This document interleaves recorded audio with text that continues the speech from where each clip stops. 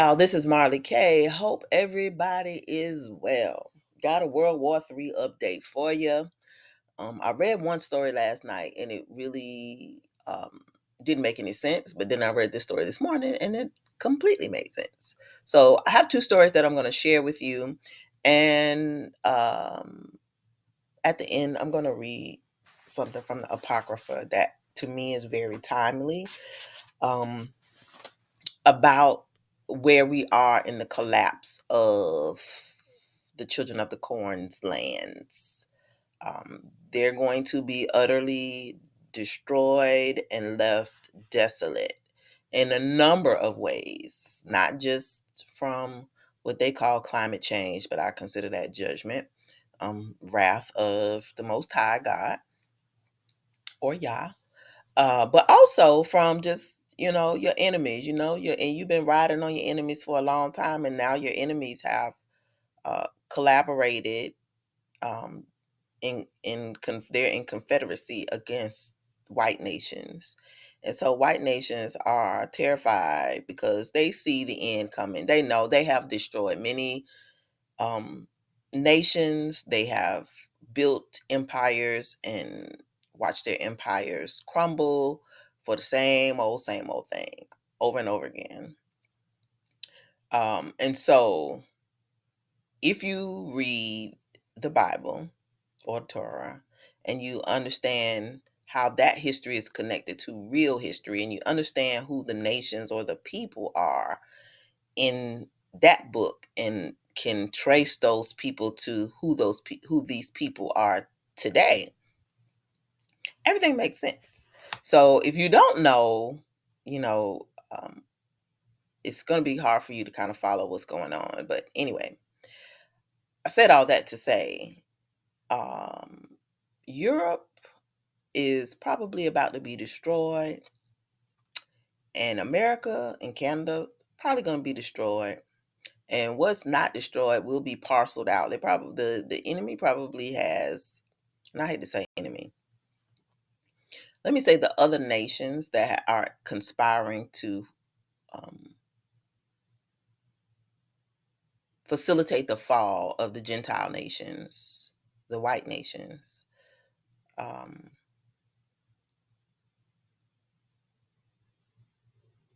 they are ready to go ahead and end this current order because they have to transition into the new world order that is already basically up and running. It's just like behind the scenes, ready for all the rest of the pieces to fall. And America has to fall in order for the New World Order to work as planned. And the New World Order is a global order. If you don't know about Project 2025, you should go look at the video that I did on Project 2025. It is 2024. So these people have an agenda. They have a couple of agendas, and they have time frames that things have to happen in specific time in order for them to achieve their 2030 goal. And they're trying to beat what is coming upon the earth. And there are a lot of things coming upon the earth. People are talking about them everywhere, all over the interwebs. They're not talking about them on mainstream news, and they're not really talking about them in your churches. So if you're still going to a church and worshiping on Sunday, and you are still getting your feel good messages and shouting and running all through the church, and your pastor's not talking about end time prophecy and what's coming, you're going to be completely lost and caught off guard and unaware when things start happening. So I suggest you go back and look at some of the old videos that I've been teaching, and look at some of the teachings of people like Pastor Stephen Darby, the End of the World Ministries, um, Benya Israel, Pastor Kelly. A lot of people are talking about what's coming. Even people I've never watched before, like people, even Gentiles, are all have channels and are talking about the dreams they're having. They see destruction coming. Unfortunately, a lot of Black people don't see what's coming. And so I try to spend my time talking to us. It doesn't always work. But hopefully, those of you who are listening can understand the words that are coming out of my mouth. Destruction is going to start in Europe, but it's going to end in America. It ain't going to take no time to go through Europe and destroy. But when it comes to us, it's going to be spectacular because of how long this nation has dominated the globe, how much blood has been spilled, how much money has been stolen, how many resources has been taken, and most importantly, because how they have scattered and brutalized the children of Israel. Um, in contrary to the ways that the uh, Creator taught the nations of the world to treat each other, the heathens or the Gentile nations don't do that. They treat us horribly. And in contrast to the ways, laws, statutes, and commandments of the Creator. And so when the wrath comes, they're going to be avenged. We're going to be avenged, but it is going to be very bad for them. And they know it's coming. So they're doing everything they can to try to hold off, but it's not going to work. And so that's what this story is about. So this story came out in the New York Times. It says, as Putin threatens despair and hedging in Europe. This is in Munich, which is Germany. As the leaders of the West gathered in Munich over the last 3 days, President Vladimir Putin had a message for them. Nothing they've done so far, sanctions, condemnation, attempted containment, would alter his intentions to disrupt the current world order. So he's telling you, you ain't finna stop him helping usher in the new world order. He's going to disrupt it. So it says Russia made its first major gain in Ukraine in nearly a year, taking the ruined city of Avdiivka.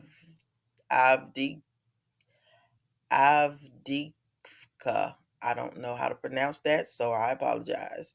At human cost to both sides, the bodies littered along the roads, a warning, perhaps, of a new course in the 2-year-old war.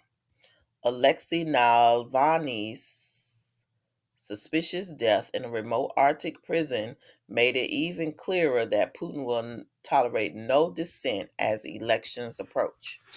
And the American discovery disclosed in recent days that Putin may be planning to place a nuclear weapon in space, a bomb designed to wipe out the connective tissue of global communications,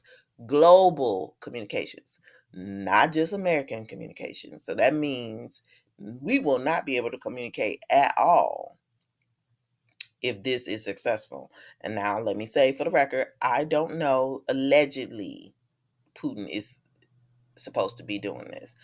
Allegedly.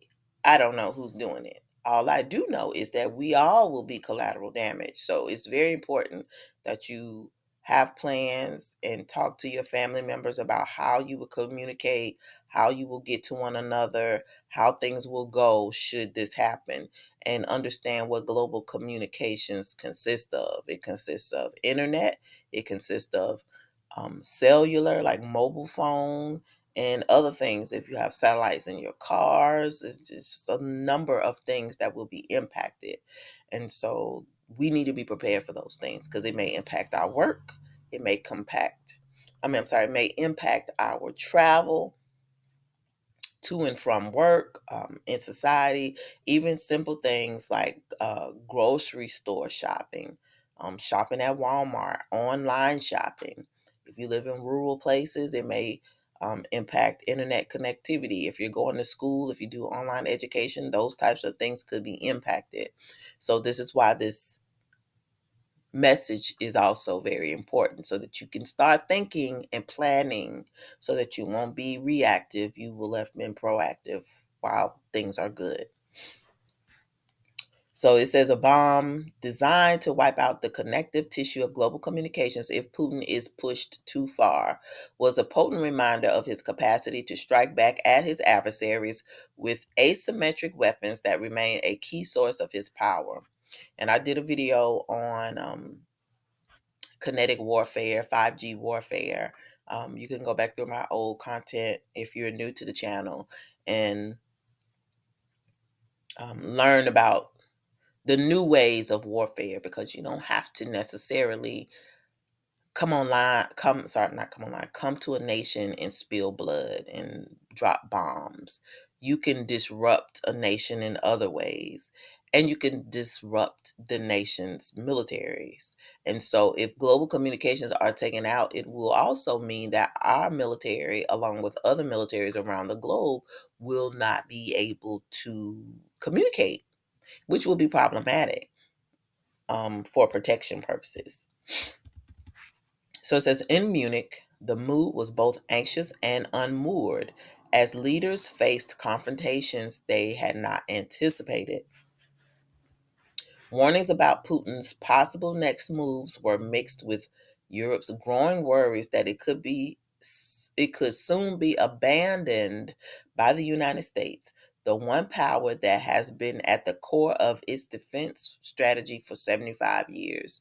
So y'all know what I say about the children of the corn. The children of the corn will betray everybody, including themselves. And so this is what you're getting ready to see. America don't have no money. We don't have any money to keep funding all these wars and funding all these nations. We can't do it. And they have reinvested in this United Nations Sustainable Development Goals, um, this new global order. Everybody's investing in Africa because they know basically after these poles shift and all the things that are coming on the earth and the wars and all this planned destruction, there's not going to be a Europe. It's going to be destroyed. Every place white people live is going to be destroyed. That's why they are flocking to Africa and South America. Black people don't know this because they just are caught up in foolery. But within the next 2 years or so, a lot of people are not going to be here. And between the um, map that I showed you of 2024, the Doomsday Map, and Project 2025 and Agenda 2025, the Deagle depopulation map, and the data that was done a couple of years ago, a lot of stuff is going to change. And so this is just a part of that whole order out of chaos thing that has to happen. So by 2026, the world is going to look a whole lot different. A lot of people are not going to be here. A lot of people will have starved to death. A lot of people will be killing each other because there will be civil wars all over the world. Um, World War III is going to look totally different from World War II and World War I. There will be religious wars. So a lot of stuff is happening. A lot of stuff is happening. A lot of nations don't make their own stuff like we don't. So because we don't make things, we're not going to be able to access things. We have a couple of generations that don't know how to do nothing with their hands. And so we got a bunch of useless people that's just going to make things worse for us. And this is the time to be learning how to do things, because once the communications are down, you don't have any books, you don't have anything in your possession to teach you, and you don't have any wisdom around you. If you're surrounded by a bunch of dumb people, a bunch of ignorant people, a bunch of superficial people, people without wisdom, you don't have a lot of old people who have lived through some stuff, you're going to be in trouble. So this is what's coming. And I've been saying this for years, but they're finally speaking the things that a lot of us have seen. And so just know that the time is close for destruction. Barely an hour went by at the Munich Security Conference in which the conversation did not turn to the question of whether Congress would fail to find a way to fund new arms for Ukraine, and if so, how long the Ukrainians could hold out. And while Donald Trump's name was rarely mentioned, the prospect of whether he would make good on his threats to pull out of NATO and let Russia do whatever the hell they want with allies he judged insufficient hung over much of the dialogue, which is why there has been a concerted effort to try to keep him out of um, office. So this is why you're seeing all this stuff being done to this former president and not any of the other presidents. So I don't know. I can't say. I personally feel as though this is one of those playing both sides, and he's like a sacrificial lamb. Although I don't believe anything's going to seriously happen to him, but he looks as though to be crucified, so to speak, so that the people will get behind him and destroy and do all the things that they need done internally so they can take over the land and take over the people because the people are just short sighted. So it says, yet European leaders seem to also sense how slowly they have reacted to the new realities. European plans to rebuild their own forces for a new era of confrontation were moving right in the right direction. Leader after leader insisted, but then they added it would take 5 years or more. They time they may not have if Russia overwhelms Ukraine and Trump undermines the alliance. So you can kind of see where they're thinking things are headed. The dourness of the mood contrasted sharply with a year ago when many of the same participants, intelligence chiefs and diplomats, oligarchs and analysts, thought Russia might be on the verge of strategic defeat in Ukraine. There was also talk of how many months it might take to drive the Russians back to the borders that existed before their invasion on February 24th, 2022. Now that optimism appeared premature at best, faintly delusional at worst. Nikolai Dinkov, Prime Minister of Bulgaria, argued that Europeans should draw three lessons from the cascade of troubles. The war in Ukraine was not just about gray zones between Europe and Russia, he argued, but whether the democratic world we value can be beaten. And this is now well understood in Europe. Second, European nations, white nations, have realized that they must combine their forces and military, not just economic endeavors, to build up their own deterrence, he said. So they're telling you white nations do not have the manpower to protect themselves. Europe don't have enough soldiers. Europe has been using everybody else to hide the fact they don't have nothing. And American taxpayers have been basically paying to protect Europe. Well, now our people are waking up to like, hey, we're unprotected. We've spent all this money protecting all these other nations, tearing up all these other nations, taking resources from all these other nations to supply Europe and America. And now, like, the emperor has no clothes. So the truth is out.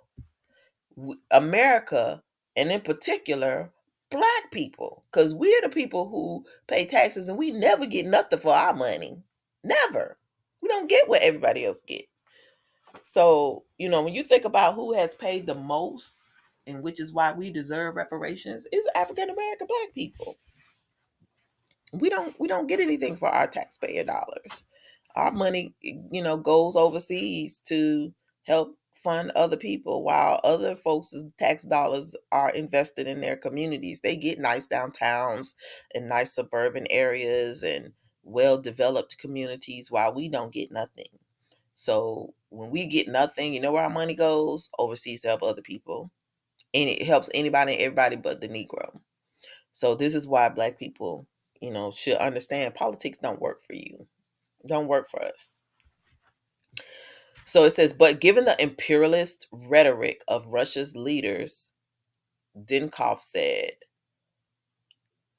oh, I'm sorry, I didn't read what the third thing was. It said, and third, they needed a separate Ukraine's urgent needs for ammunition and air defense from longer term strategic goals. Um, so they were relying on Ukraine to defeat Russia, and that didn't happen no matter how much weapons they got from any and everywhere. It just didn't work. Russia's like, we playing the long game. And so that's what they've done. And they've basically worn everybody down. Now the realization is here that, hey, we don't have no money. We gotta come up with a new scam, because that's what children of the corn do. But anywho, it's about too late. So it says, given the imperialist rhetoric of Russia's leaders, Dinkov said, long term in this case means 3 to 5 and maximum 10 years. It is really urgent. U.S. officials reached for the familiar assurance that Washington's leadership and commitment remain unchanged. So that means our politicians still like, yeah, we're going to help y'all. And meanwhile, we being overrun by immigrants and Chinese and everybody else coming over here to do harm to us, the collateral damage. But they could not describe a plan of action for Ukraine when Congress was still holding up funds for arms. And they struggled to explain how they would achieve a sustainable peace after the Israel Hamas war. In the hotel Bayer Skurhof, the conference staged where Putin warned in 2007 that NATO's eastern expansions was a threat to Russia. Navalny's widow made an emotional appeal Friday, hours after her husband's death, reminding attendees that Putin would bear responsibility for it. But there was little discussion of what the West could do. Almost every available sanction has been imposed. We done did everything we could do. And it was unclear if the United States and the Europeans would be prompted to seize the 300 billion or so in assets that Russia unwisely left abroad before the invasion. So I don't know if those assets mean property or money. In a lot of these major cities, Russia owned a lot of property, a lot of businesses, and if I'm not mistaken, some ports. So when a senior U.S. official was asked how the United States would make good on President Joe Biden's 2021 pledge of devastating consequences for Russia if Navalny died in prison, a statement made in Putin's presence at a meeting in Geneva, the official shrugged. So basically, they was all bark, no bite. Some attendees found the commitments made by leaders who showed up uninspiring, said Natali Tochi, director of Italy's Institute of International Affairs. Listen to this. Kamala Harris empty. Schultz mushy. Zelensky tired, she said of the U.S. Vice President. The German Chancellor Olaf Scholz, and the president of Ukraine, Volodymyr Zelensky. Lots of words, no concrete commitment. See, everybody else can see through Miss Skiwi, baby. She's mm, mm, mm, mm. Shameful.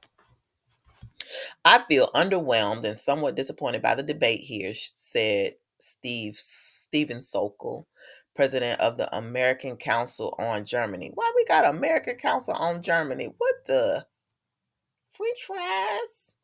Mm, mm, mm. Whew. So you see how the Nazis in America is all intertwined. Like we all intertwined. Like if you can't see the confederacies and how all these people are one and the same, although they want to separate themselves, when it comes to doing the business of masking who they are and what their business is and their true intentions, they do that well. So you got to really be paying attention to stuff like this. So it says there was a lack of urgency and a lack of clarity about the path forward, and I did not see a strong show of European solidarity. He and others noted that French President Emmanuel Macron did not attend. Oh no, because he been around begging everybody to get in, and little squirrel head always trying to sneak behind somebody's back. Ooh, I'm gonna tell you something. If you think you're gonna be able to depend on the children of the corn when something go down, if you can't see this, the big leaders, the national leaders, they are turning on themselves now. They don't have any money, they don't have any resources, they don't have enough ammunition and the rest of the world is like waiting to pounce. Now they're turning on themselves. That's what they're gonna do to us. So if you're latching yourselves on to them, especially the ones who don't know who we are and who don't understand that they're cleaving to us, and they have to live like us and think like us and trust us and allow us to lead, baby, you're gonna be eaten alive. They're gonna turn on you so quick. Next thing you know, they're gonna be putting you in a pot and eating you. Just be careful. That's all I can say. It's rough out here in these streets, in these children of the corn streets. Most striking in the conversations about Russia was widespread acknowledgement that Europe's military modernization plans, first announced nearly 2 decades ago, were moving far too slowly to match the threat that Russia now poses. European defense was a possibility before, but now it's a necessity, said Claudio Graziano, a retired military general from Italy and former chair of the European Union Military Committee. But saying the right words is not the same as doing what they demand. NATO Secretary General Jens Stoltenberg, together with a series of defense and intelligence officials, referred repeatedly to recent intelligence conclusions that in 3 to 5 years, Putin might attempt to test NATO's credibility by attacking one of the countries on Russia's border, most probably a small Baltic nation. But the warning did not appear to generate an urgent discussion of how to prepare for that possibility.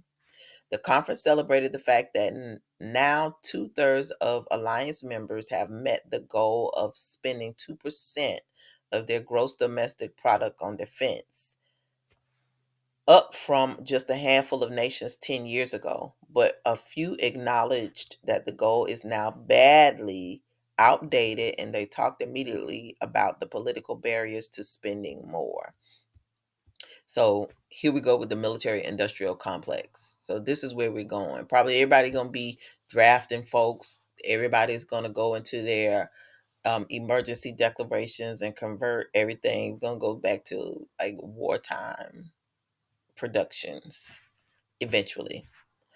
Even Stoltenberg warned that Europe remained dependent on the United States and its nuclear umbrella, and that other NATO countries would be unable to plug the gap if the United States continued to withhold military aid for Ukraine. But the prospect of less American commitment to NATO as the United States turned to other challenges from China and then the Middle East was concentrating minds. We have to achieve more in Europe, German Defense Minister Boris Pistorius told the conference. But when pressed whether his country's military spending should be closer to 4% of German economic output, he was reluctant to commit. So that basically they're telling you they are looking for American taxpayers to foot the bill for NATO and for their foolishness. We don't got no smoke with Russia. We don't got no smoke with nobody. And when I say we, I'm talking about black people. African American black people, foundational black Americans, uh, African American descendants of slaves, whatever you want to call us. We ain't got no smoke with nobody. So this ain't even our business, but we got to work and pay taxes. We got to work and suffer so that these white nations can have coverage for the bull crap that they come up with, and they all the fights that they start and can't finish. So they over there starting something but can't finish nothing, and so they're looking for us in concert with the Germans because they help build all our weapons. Our whole NASA and all of our military weapons come from them people. I ain't gonna even get started, but anyway, it's just a whole mess. So anyway, I'm not going to finish this article. What I want to go to is this article that alarmed me. So it says Denmark is going to send its entire artillery, all of their weapons, to Ukraine. the country's prime minister says. And this came out 23 hours ago. So this came out yesterday. Denmark is sending all of its artillery to Ukraine, the Danish prime minister has said. Mette Frederiksen made the announcement while speaking at the Munich Security Conference. And this is going on, or this has been going on this week, over the weekend, I guess. It comes as Ukraine faces severe munitions shortages. Denmark is sending its entire artillery to Ukraine, the Danish prime minister has said. So if they send all their stuff, how they gonna protect themselves? Are we supposed to protect them? Are American citizens supposed to foot the bill? Like, these are the things that most American people are not really paying attention to. But every time we give our stuff away, it means we don't have nothing. So you can't expect your military to protect you. On top of that, you see a lot of these large cities are doing gun buybacks. People don't have money, and so people who have weapons are turning over their weapons and getting a little bit of money so they can buy groceries, pay the rent, or whatever. Fewer people are going to have weapons on the street to protect you when the bad happens. So these are the types of strategic things that we as just regular citizens don't necessarily pay attention to, but we really need to pay attention to this, because this is what is going to make us collateral damage. This type of stuff is the thing that will actually cause us a whole lot of problems real soon. So it says, speaking at the Munich Security Conference, Mette Frederiksen appealed to the other European nations to do more to help Ukraine in its fight against Russian President Vladimir Putin's invading forces. They are asking us for ammunition now, artillery now. From the Danish side, we decide to donate our entire artillery, she said. Now, who does that? That's where all the money resides. That's where they hide the money at. Denmark, Switzerland, over there. This is where the money peoples is at. So they feel so safe and confident nothing going to happen to them, or they feel safe and confident that they must have tea on folks or money or whatever they have over there, and that the wealthy white nations are going to protect them. Whatever the deal is, something is off here.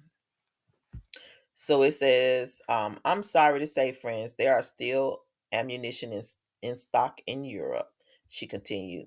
This is not only a question about production, because we have weapons, we have ammunition, we have air defense that we don't have to use ourselves at the moment, that we should deliver to Ukraine. It comes as Ukraine forces withdrew from the key eastern town of Avdiivka amid severe munitions shortages. The Danish announcement will come as particularly welcome news in Ukraine, as its military has been starved of artillery shells, forcing it to scale back some operations, Brigadier General Oleksandr Tarnavsky told Reuters in December. There's a problem with ammunition, especially post-Soviet shells. That's 122 millimeter and 152 millimeter. And today, these problems exist across the entire front line, he said. Meanwhile, in more positive news, to alleviate the ammo famine, the Czech Republic said it could supply 800,000 shells to the Ukrainian army. So they're over there blowing up stuff, wasting up stuff in Ukraine, when Ukraine just could just been gone. If they can't survive themselves, they should just been took over and it should be over. But no, Russia is doing its thing, and Europe is trying to hold them off to keep Russia from coming through the whole rest of the continent. I guess, I don't know, but that's what it seems like to me. And all these other nations are using their ammo um, to keep this war going. Well, who's going to replace it? Like, you know what I'm saying? So, like, none of this makes any sense. But this is how the military industrial complex goes. So they'll tell you, oh, they don't have no weapons. We got to send our stuff. Then next thing you know, we need more money for weapons. We got to produce another bill and get money so we can make new stuff. And so it just it's the biggest business on earth, and it bears no fruit. There's nothing you're gonna gain. All those weapons, all it does is destroy people, destroy land, waste time. And what do you achieve? Nothing. Czech President Peter Pavel said in a speech at the Munich Security Conference on February 17th that it had a stockpile of about half a million 155 millimeter and 300,000 122 millimeter shells, which can be on the Ukraine front line in a few weeks if funding is found quickly. That means you're gonna buy their stuff. They ain't giving up nothing. Denmark is a key supporter of Ukraine. So anyway, I'm not gonna read any more of this. I just want y'all to know. Um, with a crucial 60 billion US aid package stalled in Congress, European support is becoming ever more important for Ukraine. So I can't remember if the bill just passed for Ukraine or not, but in any event, what's going on is these people don't have money for war. People don't have money. And Europe is scared because if they let Putin take over Ukraine, and then they give away all their stuff, and America is not helping them through NATO, or not resupplying them with the stuff that they give, they're on their own. So when Putin come through there, which in my opinion, now this is my own tinfoil hat opinion, so take it with a grain of salt, they're gonna give away all their stuff, and America is not gonna replace it. Putin is gonna come through there like a thief in the night and just bum rush the whole Europe, and people gonna be done, and then they're coming over here, but they're not coming over here alone. They're coming over here as a team, and if you know the team, um, you have to read your book of Revelation to understand who's coming here and what they're going to do. The Carpenters. I feel as though the Carpenters are going to team up and come over here because this is Mystery Babylon. But if you pay attention to what's happening over there, they're basically letting you know that America is not helping them with weapons anymore. They're not getting the financial or physical support. We are overextended. I don't know if it's intentional or we just really don't have money and the empire is collapsing. Whatever it is, we just really need to pay attention to it, because it means we are going to be defenseless as well, and you will have to defend yourself from anything and everything. There may not be local law enforcement, it may not be weapons for law enforcement, because they may take their weapons and their stuff and send it someplace. Got to be thinking like that.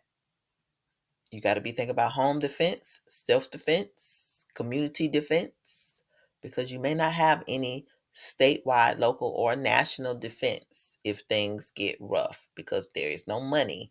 And all of this stuff is intentional because the old order has to fall and there has to be chaos so that the new order can come online, and so that they can bring the order that they want, and you will be begging for them to bring order. So, if you already know what's going to happen, you need to make sure that you are prepared as best you can. You need to have spiritual preparations in order, as well as physical and financial preparations in order. You Your physical preps won't mean nothing if you're not spiritually prepared and communicating with the creator so that he can guide you into what you need to do to prepare and where you need to go. But this is another one of those fronts that, like, we don't really pay attention to, we don't listen to um on a regular basis. But when I got this about Denmark sending all their entire artillery, I'm like, well, y'all really close to Russia. Well, what y'all gonna do if Russia jump time and be like, oh yeah, we ain't forgot? Y'all tried to join NATO. Let's get it. What you gonna do? Because they already saying United States is not funding NATO, and they're not helping. They're relying on us, and we're not coming through. So pay attention to the signs, people. This is not good.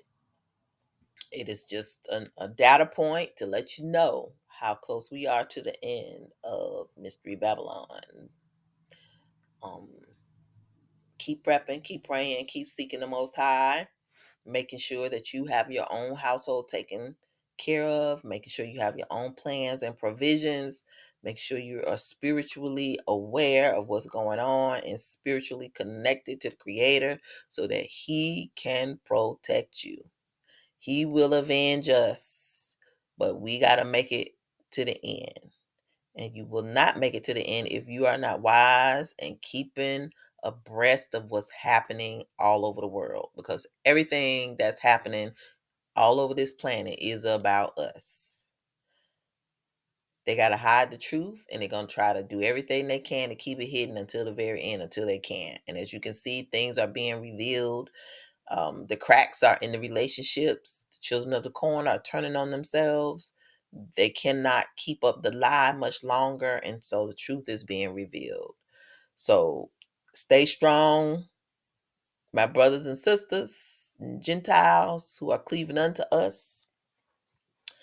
Make sure you do your preparations. Make sure you get your life together, because things are happening very quickly, and we don't know when um, the desolation will begin. But what we can expect is desolation. We've already been warned, and we just need to move out of the way. Stay out of them folks' business. It ain't our business. We don't have no smoke with nobody. We ain't involved in no politics. We ain't given permission or license for none of it. And it is what it is. You keep that attitude and keep your eyes looking up for your redemption. That's all we can do. All right, y'all. This is Martha K. Please like this video, share it, and subscribe to the channel. Follow me on Rumble, Odyssey, Instagram, and on Facebook in the event that I'm booted from this channel. You can follow me other places. And also, if you'd like to support the channel financially, links for my Venmo and my coffee link are below at the very bottom of the description. This is a labor of love. I do not receive any compensation for this, and my channel is not monetized. So, with that said, if you feel like blessing me, thank you. If you have blessed me in the past, I appreciate it. Thank you so much, because I know you don't have to. And whatever you do, try to warn people and wake people up about what's coming. And people don't believe nothing until it happens, and when it's happening, it's going to be too late. So y'all do what you can to get your houses in order. All right, this is Marley K, and I'm out.